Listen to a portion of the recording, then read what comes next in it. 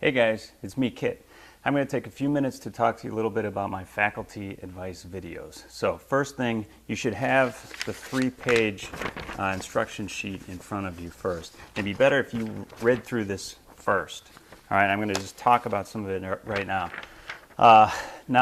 The purpose of this is to teach students, both high school and college students, about different types of degrees from the perspective of a professor who teaches in the program.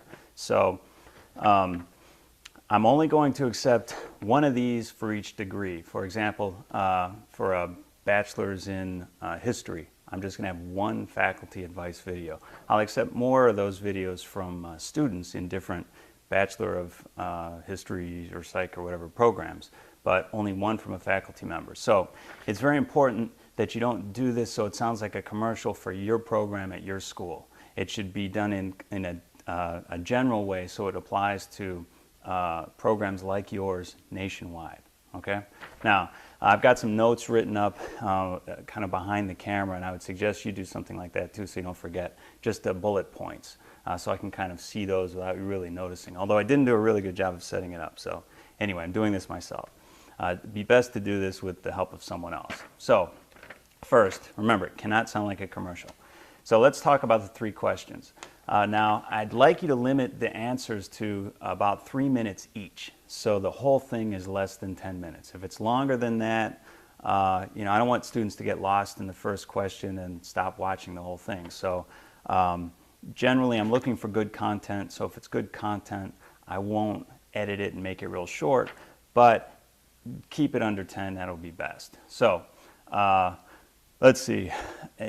You can start off with the first question, which is, what type of work does this degree prepare a student to do?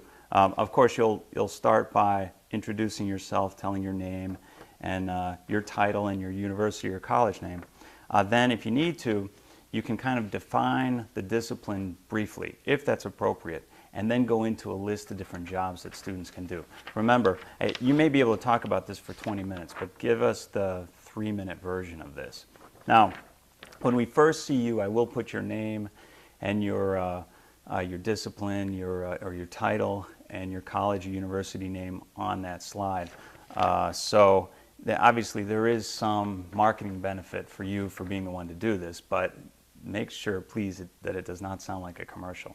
Also, you'll see on the instruction sheet that I say I can put your university's logo in the video. Now, often that takes some time to get permission to do that, so I don't need to do that. I will put a slide into the faculty advice videos in the beginning that says thank you to the University of whatever, for assistance with this. And if you want the logo there, I can do that, but please make sure you get permission if we're going to do that. So I can leave the logo out. All right. Now, when you're answering the first question, think about graduates you have and what they went on to do when coming up with this answer. And I'd come up with a list in advance if I were you, just so you don't forget to mention the important ones. Now, question 2. What kinds of coursework and other learning experiences might a student in this degree program expect to have? So remember, you're talking about the typical program in this area. So if you do certain things in your program that other programs don't, you can mention a couple different options, but make sure, what we want is, if you're teaching in a program in Illinois, that some student in Arizona who's not going to go to your school in Illinois will still benefit from watching this. Okay? So keep that in mind. So another important thing, focus on your specific degree. Not just a degree in general in your discipline, but one degree. The bachelor's degree, the associate's, the master's, the doctorate, whichever one that will be. You're only talking about that degree. So first you'll mention some of the courses. You can talk about any labs that might be involved, practicums. If there's a thesis, if it's graduate degree or dissertation, you can talk a little bit about that process. But again, keep it to about a 3-minute answer or so. Again, if you go over a little bit, that's not a big deal. But don't give me like 8 or 10 minutes just an answer to one question, because I hate to be the one to try to figure out what information should be displayed there, because it's probably all good. Because again, you could lecture about this for a long time if you wanted to.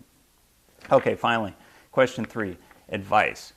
So think about your audience as being a high school or college student. If you are doing this for an associate's or a bachelor's degree, more likely your audience may be a high school student or an early college student who doesn't have a major yet.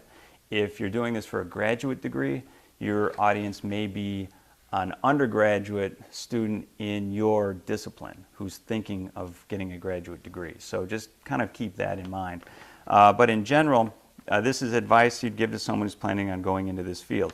So I usually tell people to think about it as if your nephew or niece has decided they want to get the degree that your program is offering. What would you tell them about what they can do now in high school or early in college to increase the chances that they'll get into your program and that they'll be more successful once they're there, in terms of even summer jobs, other courses they should take that they might not think about, other experiences they can have, just about anything you can think of. Okay, so again, remember, this cannot sound like a commercial for your program at your school. Okay, now let's talk about the filming instructions. So as soon as you're done filming, and you don't have to film these in three, I want you to film the answers to each question separately, but if you finish the answer to one question, then you think, oh, I forgot to say something, just add a little to that and I'll put both of those together. You don't have to do the whole thing again. Just like if you trip over your words a little bit, if you can just correct yourself, that would be fine. I've done that plenty of times here. I think it's important for students to see that this is a real person. This is not the perfect publisher-produced product. This is very authentic. So if you make some mistakes, not a big deal as long as you correct them. Okay, so once you're done filming, you'll put all the clips into one folder and then send me an email and I'll send you uploading directions, and it's real easy to get it to me online. Okay, so in terms of filming, I'm looking at my notes over here. And you can see a lot of these are on page 2 of what I gave you. The big things are lighting and sound.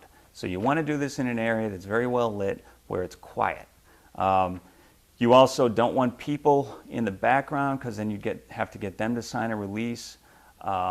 And let's see, what else? The audio. Now, since the audio is really the most important part of the video, if you can get some kind of an external microphone like this actually was $20. It's got a 20-foot cord, pins on it, works great. Something like that would be definitely beneficial to use, not just the microphone on the camera. If you don't have another one, it's still worth doing, but ask around. I guess I should also tell you my camera, it's a Kodak PlayTouch. It's like an $80 camera, so people think it's a cell phone, but it's not. So you don't have to use a real professional quality, huge camera. You probably know somebody who has a small digital camera that you can use. Should be high definition. All right, what else? Oh, the angles. Now you'll see what I'd like you to do. Questions 1 and 3 you'll film straight on. Question 2, you move the camera a little bit to one side. So I'm going to just look like that. So you kind of be hitting me from this angle. So it looks like, I always tell people that's poor man's camera 2.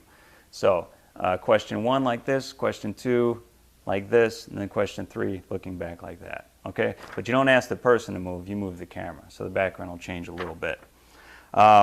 I'd encourage people in advance, give them the questions and ask them to outline their answers in bullet points, and then you can write those on a paper, and you can even get someone to hold them up behind the camera. Kind of like what I did. I've got a couple sheets taped to a chair here, but you may be noticing me look over at times. But if they're held directly behind the camera, you don't really see that. Don't try to write a script out either. It never sounds good when you do that. So again, multiple clips are fine for any one question, not a problem. I'll put them together. And then also the third page then, I think I went over everything on the second, is the release. So if you would just read that, sign that, fill out the information, and then let me know exactly how you want your name to appear. And you can scan that and upload it with the clips, or you can fax it to me, or scan and email it. It doesn't matter anyway, as long as you get it to me. Okay. Now, finally, that's it for this. I think I've told you all you really need to know. We really want honest information here, practical, realistic information that will help a student. Okay, now, having said all of that, If you see value in this, then I'd encourage you also, after you do one of your faculty advice videos, to consider doing one with a student in your program. This doesn't have to be the best student, but it should be someone who's far enough along into the program where they can talk intelligently about it. It's usually a lot easier to find a student to do this than a faculty member, to be honest. But I've been very pleased with them. I've got another set of instructions for those. It's easy to do. Generally, if you approach one student and say, hey, we're going to be a part of this project and we'd really like you to represent our program, they usually feel honored to do it. So, and they see it as an opportunity that they may be able to use to help themselves in the future. So think about that. In addition to that, I make these career videos, and those are the things that I think are really drawing people to the site right now. And that's where I've got another structured set of interview questions for people who work in different careers. So think about some of the graduates that you have, and if they may be willing to make one of these. So the combination of a faculty advice, a student advice video related to one degree, and a career that degree sets people up for is a really great package. And you know, getting a complete set of that will help me to get more career videos related to your discipline as well.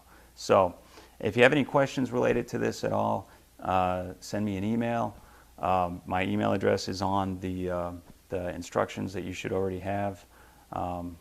If you've just run into this by accident and happen to watch the whole thing, you can go to drkit.org, drkit.org, and send me an email there. So, thank you very much.